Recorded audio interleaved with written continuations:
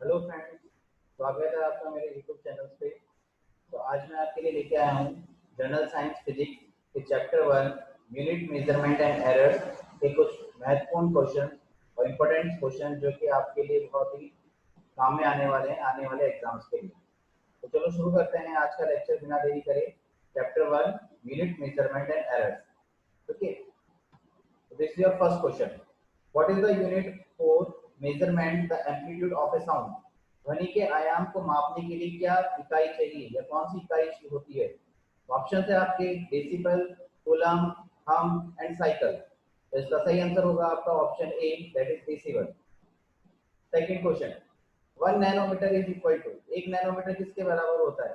तो आपका ऑप्शंस हैं 10 to the power -6 meter, 10 to the power -8 meter, 10 to the power -9 meter और 10 to the power -5 metre. तो आपका आंसर होगा 10 टू द पावर -9 मीटर। तो इसको इजीली आप कर सकते हैं नैनो, नैनो मतलब 9, यानी 10 to the power -9 metre. Light year is measurement of, प्रकाश वर्ष का माप है, यानी प्रकाश वर्ष से हम किसे माप सकते हैं? तो ये है आपके option. First, speed of aeroplane मतलब हवाई जहाज की गति, स्पीड ऑफ लाइट प्रकाश की गति, स्टेलर डिस्टेंस मतलब तारकीय दूरियां। चौथा ऑप्शन है that is speed of rocket, यानी रॉकेट की गति। तो लाइट ईयर एक दूरी को मापने की इकाई है और इससे हम माप सकते हैं स्टेलर डिस्टेंस मतलब तारों के बीच की दूरियों को हम माप सकते हैं। तो आपका ऑप्शन होगा answer C. 1 kilometer is equal to how many miles, 1 kilometer कितने मील के बराबर है? तो ये है आपके ऑप्शन 0.84, 0.5 माइल, 1.6 माइल, 0.62 माइल। तो इसका सही आंसर होगा आपका 0.62 mile. Option is answer option is D. Next question, 5 bar is the unit of, bar is the unit of यानी बार किसकी इकाई है? ये है आपके ऑप्शन, टेम्परेचर यानी तापमान, हीट ताप, एटमॉस्फेरिक प्रेशर वायुमंडलीय दबाव, करंट यानी विद्युत धारा। तो बार हम मापते हैं करंट एटमॉस्फेरिक प्रेशर को। तो आपका ऑप्शन होगा answer C. Six question, nautical mile is a unit of distance used in, यानी नॉटिकल मील या माइल जो आपकी दूरी को मापने की इकाई है, तो इससे हम क्या मापते हैं? नेविगेशन, रोड मील, खगोल विज्ञान या फिर एस्ट्रोनॉमी, या measuring the boundary of a two nation, किसी राष्ट्र की सीमाओं को मापा जाता है। तो नॉटिकल माइल आपका काम आता है नेविगेशन को नापने के लिए। इसका सही आंसर होगा option A. Question number 7, how many डायन आर देयर इन 1 ग्राम, 1 ग्राम भार में कितने डायन होते हैं? तो आपके ऑप्शन है 900, 375, 981, 250। तो सही आंसर होगा आपका इसका ऑप्शन सी, दैट इज 981 डायन या 981 डायन। Question number 8, joule is the unit of, joule किसकी इकाई है? ऑप्शन है आपके टेम्परेचर यानी तापमान, प्रेशर दबाव, एनर्जी ऊर्जा, हीट ताप। तो आपका सही आंसर होगा option C, that is your energy. Question number 9, बहुत कम समय के अंतराल द्वारा सटीक माप की जाती है या फिर very small time intervals are accurately measured by. तो ये किससे मेजर किए जा सकते हैं, यानी बहुत ही छोटे इंटरवल के टाइम से आप किससे माप सकते हो? तो आपके ऑप्शन है white dwarf, quartz clock, atomic clock यानी परमाणु घड़ियां एंड पल्सर। तो आपका सही आंसर होगा एटॉमिक क्लॉक। इससे हम बहुत ही छोटे अंतराल के समय को भी बहुत ही सटीक तरीके से माप सकते हैं। तो ऑप्शन होगा आपका option C. Question number 10, electric current is measured by, विद्युत धारा किसके द्वारा मापी जाती है? ये आपके ऑप्शन है A commutator, B anemometer, C ammeter, D voltmeter. तो आपका सही आंसर होगा option C, that is ammeter. Question number 11, 1 horse power is equal to, एक अश्व शक्ति के बराबर है। पहला 746 वाट, 748 वाट, 756 वाट, 736 वाट। तो इसका सही आंसर होगा 746 वाट, यानी 1 हॉर्स पावर। जो हमारे घरों में मोटर आती है वो हॉर्स पावर की होती है। तो अगर आपके घर में कोई बोले कि 1 हॉर्स पावर की मोटर लगी हुई है, तो आपका आंसर क्या होगा कि वो 746 वाट की है। Question number 12, kilowatt is a unit to measure, kilowatt से हम क्या मापते हैं? वर्क यानी काम, पावर शक्ति, इलेक्ट्रिसिटी बिजली, करंट विद्युत धारा। तो किलोवाट आपकी इकाई है पावर को मापने की। इसका सही आंसर होगा option B. Knot is the unit of speed of which of the following, यानी कि नॉट एक यूनिट है जिससे हम स्पीड को मेजर करते हैं, ठीक है ना। नॉट एक यूनिट है जिससे हम क्या मेजर करते हैं, स्पीड को मेजर करते हैं। तो वो किसकी स्पीड को मेजर करते हैं, ये पूछ रहा है क्वेश्चन में। पहला आंसर होगा, पहला ऑप्शन है आपका एरोप्लेन, दूसरा स्पीड है लाइट वेव्स की स्पीड, तीसरा ऑप्शन है सी यानी जहाज की स्पीड, चौथा ऑप्शन आपका डी यानी साउंड वेव। तो इसका सही आंसर होगा आपका option C that is ship, यानी कि नॉट से हम जहाज की दूरी को मापते हैं। Reading of A barometer going down is an indication of, जो बैरोमीटर होता है अगर उसके अंदर पारा नीचे जाता है तो आप क्या संकेत देता है, तो यह है आपके ऑप्शन स्नो यानी हिमपात होगा, स्ट्रॉन्ग यानी तूफान आएगा, इंटेंस हीट यानी कि आपके तापमान में वृद्धि होगी, रेनफॉल यानी वर्षा होगी। तो इसका सही आंसर होगा ऑप्शन डी रेनफॉल यानी कि वर्षा होगी। नेक्स्ट, निम्नलिखित में से किस उपकरण का उपयोग भूकंप तरंगों की रिकॉर्डिंग के लिए किया जाता है, यानी विच of the instrument is used for recording earthquake wave, यानी कि भूकंपों को मापने के लिए कौन सी उपकरण का उपयोग किया जाता है। तो ऑप्शन ए है barograph, option B hydrograph, option C pantograph, option D seismograph. तो इसका सही आंसर होगा option D that is seismograph. Question number 16, hygrometer is used to measure, hygrometer किसके नापने के लिए काम में लिया जाता है। ये है आपके ऑप्शन ए रिलेटिव ह्यूमिडिटी यानी कि सापेक्ष आर्द्रता, प्योरिटी ऑफ मिल्क यानी दूध की शुद्धता को मापने के लिए, option C specific gravity of liquid तरल का विशिष्ट गुरुत्व नापने के लिए, नन ऑफ द अबव उपयुक्त में से कोई भी नहीं। इसका सही आंसर होगा आपका option A that is relative humidity. Hygrometer से हम क्या मापते हैं, रिलेटिव ह्यूमिडिटी सापेक्ष आर्द्रता को हम मापते हैं। Question number 7, which temperature is celsius scale is equal to 300 kelvin, celsius मापने में कौन सा तापमान 300 केल्विन के बराबर होता है। यह है आपके option 30 degree celsius, 27 degree celsius, 300 degree celsius, none of these. तो जैसे कि आपको पता है कि एक 1 degree celsius is equal to 273 kelvin होता है, यानी कि जो भी आपको सेल्सियस में दिया हुआ है उसमें 273 केल्विन आपको क्या कर देना है, ऐड कर देना है, तो वो केल्विन के बराबर हो जाएगा। तो अगर हम यहाँ पे 27 में दैट इज 27 में अगर हम 273 जोड़ देते हैं तो वो किसके बराबर हो जाएगा, 300 के बराबर हो जाएगा। तो इसका सही आंसर क्या होगा, option B. Question number 18, lux is the unit of, lux किसकी ऐसा यूनिट है। यहाँ पे आपके पास ऑप्शन है इंटेंसिटी ऑफ इल्यूमिनेशन यानी रोशनी की तीव्रता, ल्यूमिनस एफिशिएंसी चमकदार दक्षता, ल्यूमिनस फ्लक्स चमकदार प्रवाह, ल्यूमिनस इंटेंसिटी यानी चमकदार तीव्रता। इसका सही ऑप्शन होगा option A that is intensity of illumination रोशनी की तीव्रता।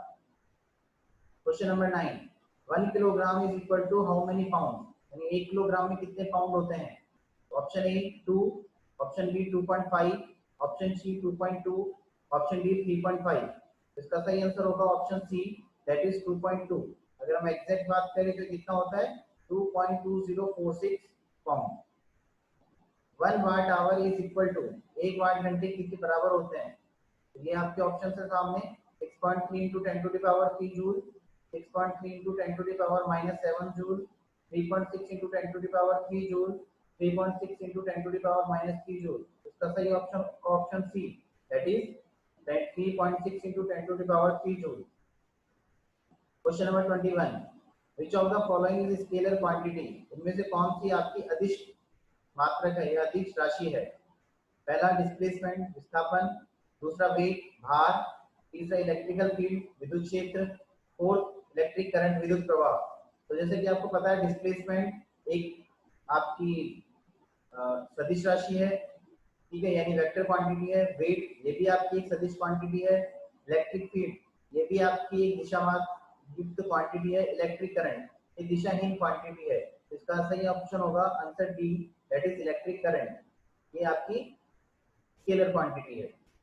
और question number 22, which of the following is the fundamental quantity, निम्न में से कौन सी मूलभूत राशि है। ठीक है, यहाँ पे आपके ऑप्शन है ए डिस्प्लेसमेंट, बी वेग, C electric field, D electric current. यानी कि सबसे पहले तो हमें समझना होगा कि मूलभूत क्वांटिटी कौन सी होती हैं। तो मूलभूत क्वांटिटी वो क्वांटिटीज होती हैं या मूलभूत राशियां वो राशियां होती हैं जिन्हें किसी और से आप ड्राइव नहीं कर सकते, यानी वो खुद में ही एक क्वांटिटी होती है, वो किसी से बनती नहीं है। तो वो आपका ऑप्शन होगा option D that is electric current. Which of the following is not a fundamental quantity.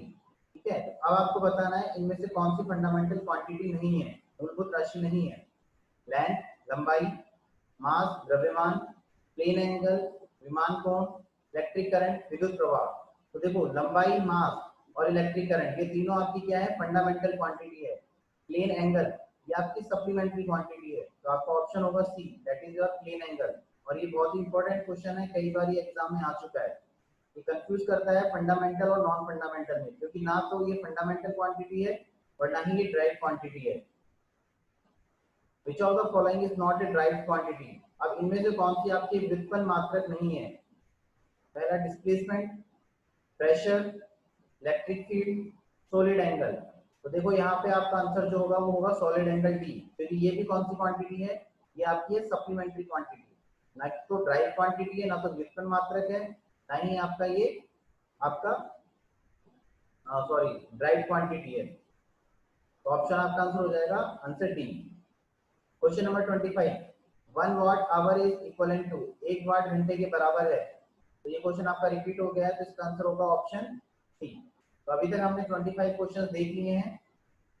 ठीक है, तो अगर आपको ये क्वेश्चंस पसंद आए, वीडियो पसंद आया, तो चैनल को लाइक और सब्सक्राइब करना ना भूलें। आगे देखते हैं हम। अब यहाँ पे मैं आपके लिए फंडामेंटल थ्योरीज लेके आया हूँ ताकि ये आपको याद रहे। ठीक है, तो क्वेश्चन नंबर 26 के रूप में, व्हाट आर द फंडामेंटल और बेस क्वांटिटी, मौलिक या आधार राशियां क्या होती हैं। तो ये परिभाषा हमें याद रखनी है, और ये हमें याद भी रखनी कौन कौन सी आपकी फंडामेंटल क्वांटिटीज होती हैं, क्योंकि इसमें से काफी सारे क्वेश्चन आपके पूछे जाते हैं। तो भौतिक राशियां और या फंडामेंटल क्वांटिटी वो क्वांटिटीज होती है जो do not depend on the other physical quantity, यानी वो किसी दूसरे के ऊपर निर्भर नहीं करती हैं, वो खुद के अंदर एक क्वांटिटी होती है जिन्हें हम किसी से बना नहीं सकते हैं। इसमें टोटल 7 तरह की आपकी मौलिक क्वांटिटीज होती हैं या फिर फंडामेंटल क्वांटिटीज होती हैं। तो कौन कौन सी हैं? पहला है लंबाई, यानी देखो मीटर को हम, लंबाई को हम सिर्फ मीटर से माप सकते हैं, लंबाई का कोई फॉर्मूला नहीं होता है। ठीक है ना, तो ये आपकी क्या हो गई, आपकी फंडामेंटल क्वांटिटी हो गई। सेकंड आपका मास, kilogram.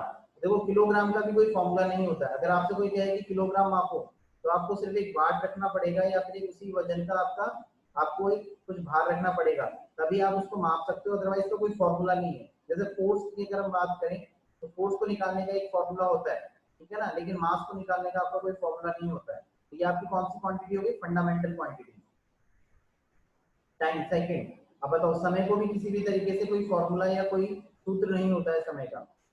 Fourth, electric current. Electric current का भी आपका कोई सूत्र नहीं होता है। वैसे अगर हम बात करें तो V = IR आपका होता है, लेकिन करंट आपको यहाँ पे फंडामेंटल क्वांटिटी में माना गया है। Next, temperature, kelvin. ध्यान रखना, टेम्परेचर के अंदर हम कई बार कंफ्यूज हो जाते हैं कि हमारे यहाँ पे केल्विन होगा या डिग्री सेंटीग्रेड होगा या सेल्सियस होगा, तो यहाँ पे हमारा टेम्परेचर केल्विन के अंदर आता है। ठीक, अमाउंट ऑफ सब्सटेंस, यानी कितने पदार्थ की मात्रा हमने ली है उसको हम किसमें मापते हैं, मोल में। एंड 7, ल्यूमिनस इंटेंसिटी, यानी चमकदार तीव्रता, इसका जो फॉर्मूला होता है वो होता है कैडला। ठीक है, तो ये आपके 7 मूलभूत क्वांटिटीज हैं, और इनमें से क्वेश्चन आपका बनता है कि कौन सी मूलभूत क्वांटिटी है और कौन सी मूलभूत क्वांटिटी नहीं है। तो ये आपको सातों क्वांटिटीज याद रखनी है और इसकी डेफिनेशन आपको याद रखनी है। नेक्स्ट क्वेश्चन चलते हैं, मौलिक या आधार राशियां क्या होती हैं। एक सेकंड, ये क्वेश्चन आपका चेंज होगा। What are the drive quantities, मतलब कौन सी आपकी व्युत्पन्न क्वांटिटीज हैं।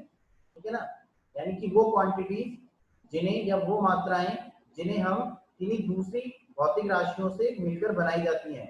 ठीक है ना, तो उन्हें हम क्या कहते हैं, व्युत्पन्न क्वांटिटीज कहते हैं। All the physical quantities which are not the fundamental quantity, ठीक है, जो फंडामेंटल नहीं है but are derived from it, लेकिन वो फंडामेंटल क्वांटिटीज से मिलकर बनाई जाती हैं, तो उन्हें हम क्या कहते हैं, ड्राइव्ड क्वांटिटीज कहते हैं। ठीक है, यानी कि इन्हें बनाने के लिए हमें फंडामेंटल या आधार राशियों की जरूरत पड़ेगी। तो ये कौन कौन सी होती है, जूल, जैसे कार्य का भी सूत्र होता है। ठीक है, फोर्स, इसका भी फॉर्मूला होता है, प्रेशर, एरिया, वॉल्यूम एटसेट्रा। तो जितने भी फॉर्मूलेज हैं, आगे जितने भी हम सूत्र बनाते हैं वो सारे किसी ना किसी हम भौतिक राशि से ही बनाते हैं। तो जिनके भी हम फॉर्मूले बनाते हैं भौतिक राशियों से, वो कौन सी राशियां कहलाती है, आपकी ड्राइव क्वांटिटीज कहलाती हैं। नेक्स्ट, पूरक क्वांटिटीज कौन सी होती हैं। ठीक है, तो ऐसी क्वांटिटीज जो ना तो सब ड्राइव क्वांटिटीज होती हैं, यानी ना ही तो फंडामेंटल होती है और ना ही वो व्युत्पन्न क्वांटिटीज होती है। वो कौन सी कहलाती है आपकी? सप्लीमेंट्री। और दो तरह की आपकी यहाँ पे ऐसी क्वांटिटीज हैं जो कि आपकी क्या होती है? सप्लीमेंट्री क्वांटिटीज होती हैं। तो दो भौतिक मात्राएं हैं जो ना मौलिक है और ना ही क्या है? व्युत्पन्न है। तो ऐसी कौन कौन सी है? प्लेन एंगल यानी विमा कोण, और दूसरा आपका सॉलिड एंगल यानी ठोस कोण। तो प्लेन एंगल को हम मापते हैं रेडियन में और सॉलिड एंगल को हम मापते हैं स्टेरेडियन में। तो ध्यान रखना ये बहुत इंपॉर्टेंट है, क्योंकि स्टूडेंट इसमें कंफ्यूज हो जाते हैं कि ये आपकी डिराइव्ड क्वांटिटीज में आएगी यानी व्युत्पन्न क्वांटिटीज में आएगी, या फिर आपकी फंडामेंटल क्वांटिटीज में आएगी यानी कि आधार क्वांटिटीज में आएगी। तो ये दोनों में ही नहीं आती और ये किसमें आती है? आपकी सप्लीमेंट्री क्वांटिटीज में आती है। तो इन्हें हमें ध्यान रखना है। एक चीज और है जो हमें याद रखनी है, वो है आपका मैट्रिक्स प्रीफिक्स फॉर 10 की पावर, यानी 10 की पावर में हमें याद करनी है कि क्या होता है। जैसे कि यहाँ पे दिया हुआ है 10 की पावर 1, तो इसे हम कहते हैं डेका। 10 की पावर 2 हेक्टा, 10 की पावर 3 किलो, 10 की पावर 6 मेगा, 10 की पावर 9 गीगा, 10 की पावर 12 टेरा, 10 की घात 15 पेटा, 10 की घात 18 एक्सा, 10 की घात 21 जीटा एंड 10 की घात 24 योटा। तो ये आपको याद रखनी है, क्योंकि इसमें से कई बार क्वेश्चन आ जाता है और कुछ भी पूछ लेता है कि जैसे आपने अभी थोड़ी देर पहले होगा माइनस में था, लेकिन यहाँ पे हमने पॉजिटिव में देखा 10 टू द पावर +9 और -9। तो +9 में क्या हो जाता है? गीगा, और -9 में क्या हो जाता है? नैनो। सिमिलरली जब 10 की घात -3 होता है तो क्या हो जाता है? मिली, और यहाँ पे क्या हो जाता है? किलो। ठीक है, तो ये आपको यहाँ पे क्या रखना है? ध्यान रखना है। तो अगर आपको ये चैनल लेक्चर पसंद आया है, वीडियो पसंद आया हो, तो लाइक करें, चैनल को सब्सक्राइब करें। ठीक है, थैंक यू। मैं इसी तरीके से आपके लिए आगे वीडियो लाता रहूंगा। बहुत बहुत धन्यवाद आपका।